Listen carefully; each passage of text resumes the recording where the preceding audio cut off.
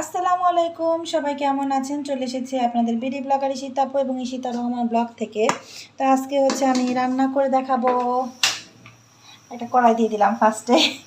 আপনারা সবাই কেমন আছেন এবং আপুর ভিডিওগুলো সবাই কেমন লাগে সবাই একটু কমেন্ট করে জানাবেন। চ্যানেলটি সাবস্ক্রাইব করে রাখবেন, ভালো লেগে থাকলে অবশ্যই শেয়ার করবেন। আজকে ডাল দিয়ে, মুসুরির ডাল দিয়ে পুঁই শাক রান্না করবো, সেটাই দেখায় দিব আপনাদেরকে। তবে সবাই আমার সাথেই থাকেন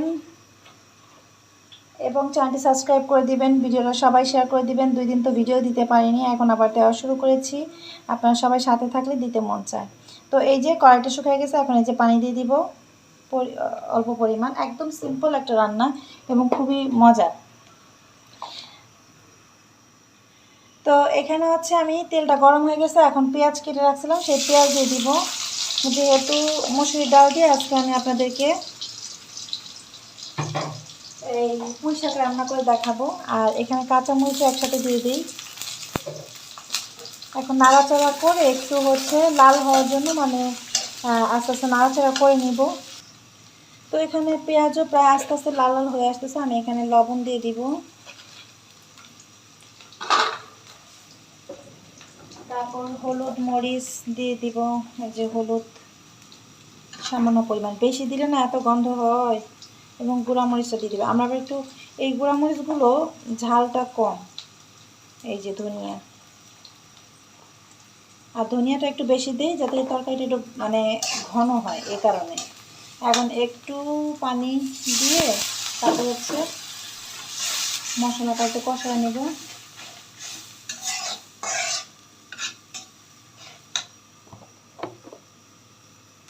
দেখেন কি সুন্দর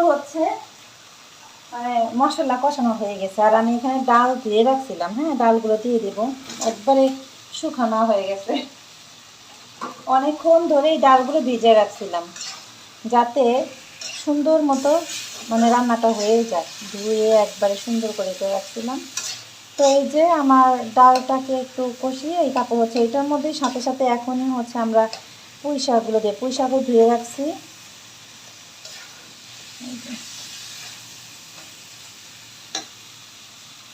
পুঁই শাকগুলো ধুয়ে রাখছি, এই যে পুঁই শাক দিয়ে দিচ্ছি। অনেক সুন্দর পুঁই শাকগুলো। এর সাথে আবার কি দেখেন, এটাকে কি বলেন আপনারা? এই বুটলির মতো আছে, দেখতে অনেক সুন্দর, অনেক কচি।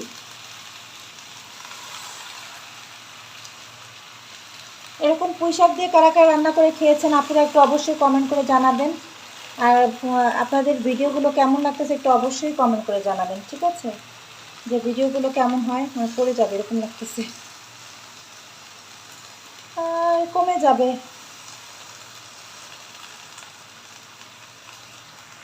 তো এই যে পুঁই শাকটা দিয়ে এখন তো নাড়াচাড়া করা যাবে না, একটু কমলে তারপর নাড়াচাড়া করব। একটু কমুক এই জন্য ঢেকে দেই।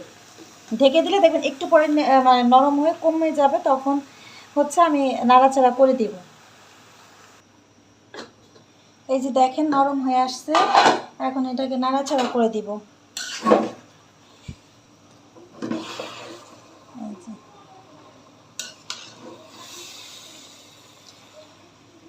তো নাড়াচাড়া করে দিয়ে পরিমাণ মতো পানি দিয়ে দিব এটার ভিতরে, এটা যাতে সিদ্ধ হয়। এই যে হয়ে গেছে অনেকটা, শাকের পানি উঠে গেছে অনেক। তো ডালগুলো সিদ্ধ হওয়ার জন্য এবং শাকটা আর একটু ভালোভাবে সিদ্ধ হওয়ার জন্য আমরা এটার মধ্যে একটু পানি দিয়ে দিব।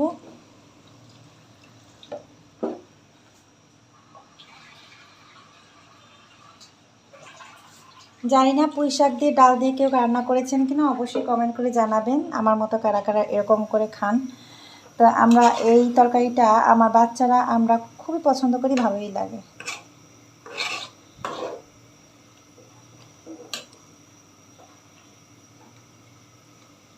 তো এটা সিদ্ধ করার জন্য আমি এখন একটু ঢেকে দিব, তারপর আমি হলে আপনাদেরকে দেখাচ্ছি।